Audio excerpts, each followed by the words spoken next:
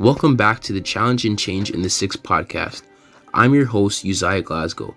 Today we will be going over a truly saddening event that took place back in early 2012 in Montreal. On the night of May 25th, 2012, a 30-year-old Luca Magnotta invited a 33-year-old John Lynn to his apartment. Not knowing Magnotta's previous doings, Lynn was tied to a bed frame and was stabbed repeatedly with a kitchen knife and an ice pick, and was later on dismembered. While all of this was going on, Magnotta was recording the event and later on uploaded it to the dark web under the title One Lunatic, One Ice Pick. Magnotta was infamous for posting his crimes on the dark web, and he would always leave hints and showcase the crimes in a morbid manner. After dismembering Lynn's body, Magnotta proceeded to ship different parts of Lynn's body across the country, one of those places being the Prime Minister's office. After the events took place, Magnotta went into hiding until he was spotted at a Berlin cafe and was arrested on the spot. Once him and the authorities made it back to Canada, he was convicted of first-degree murder, committing an indignity to a dead body, and many more. He was then sentenced to life in prison. Behind all of this, there was no logical reason why Magnotta did what he did outside of his struggle with paranoid schizophrenia.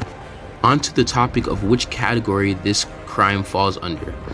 In my opinion, undoubtedly it falls under crimes against a person. This case falls under this category simply because it was a homicide/murder of someone and does not fit the criteria of the other categories. Looking at this case through the eyes of a psychologist, I believe that I'll be most interested in the mind and behavior of Magnotta and his overall thought process before, during, and after committing this crime.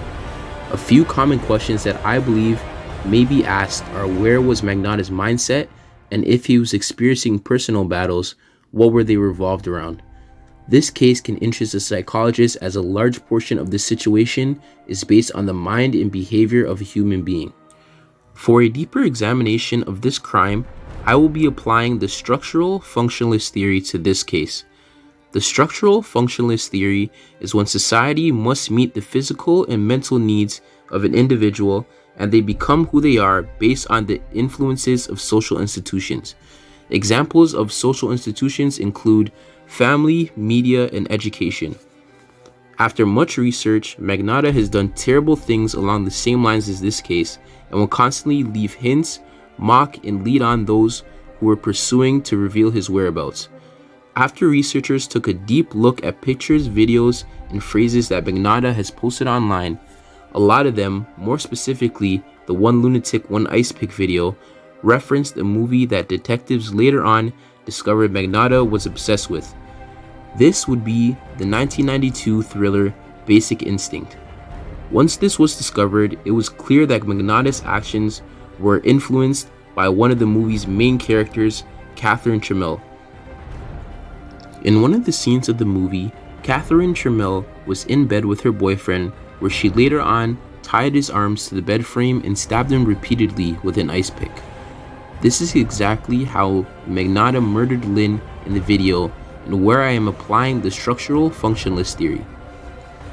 I believe that this movie had such an influence on Magnotta's motives and who he has become as a person, that he created this fantasy world in his head, where his life had to be played out like Catherine Trammell's, and those around him had to meet his physical and mental needs. Sadly, John Lynn is a victim of this. I believe Magnotta's actions define the words deviant behavior for many reasons. This crime is not something you see every day, thankfully. The actions in this crime demonstrate the most disturbing, unacceptable, and outright disgusting motives and thoughts some people have in this world. So many laws were broken in this case, such as murder, publishing and mailing of obscene material, body dismemberment, etc. These type of things should never happen to anyone, no matter the reasoning, and it is something that should be avoided in society at all costs. Magnotta was sentenced to life in prison and 19 years for other charges in late 2014.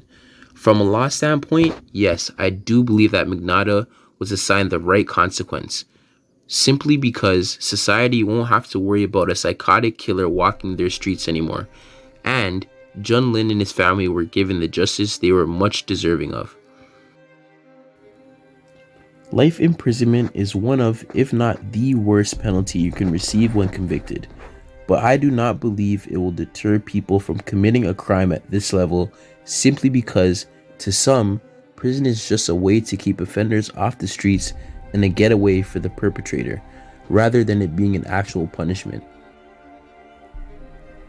The penalty that I believe would ensure a crime like this will never happen again is the death penalty.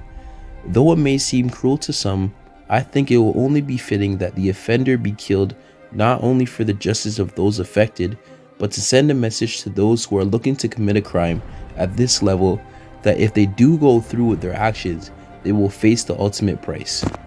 When recalling this crime, there is not one thing that does not constitute criminal activity. In fact, this situation is nothing short of criminal activity at its finest. There are definitely other cases where people were sent to prison for reasons that are not constituted with criminal activity. Some examples include selling marijuana prior to the legalization, speeding in a car, and any alcohol-related charges. This case is one that definitely shook Canada in the wrong way, and will go down as one of the most horrifying events to take place in Canada's recent history. I believe that this crime has left a lasting social change in Canada, that being people making sure they have a deeper understanding of new people they may be meeting with, and making sure when they meet up with others that it is best to go with a friend or someone close to them. Magnotta's doings affected meeting others through social media in Canada for as long as we may know. Though something as terrible as this had to happen in order for change, it was for the better, as more people are aware of when and when not to go through meetups online. For more podcasts like this one, follow the Challenge and Change in the Six podcast on YouTube, Spotify, and Apple Music.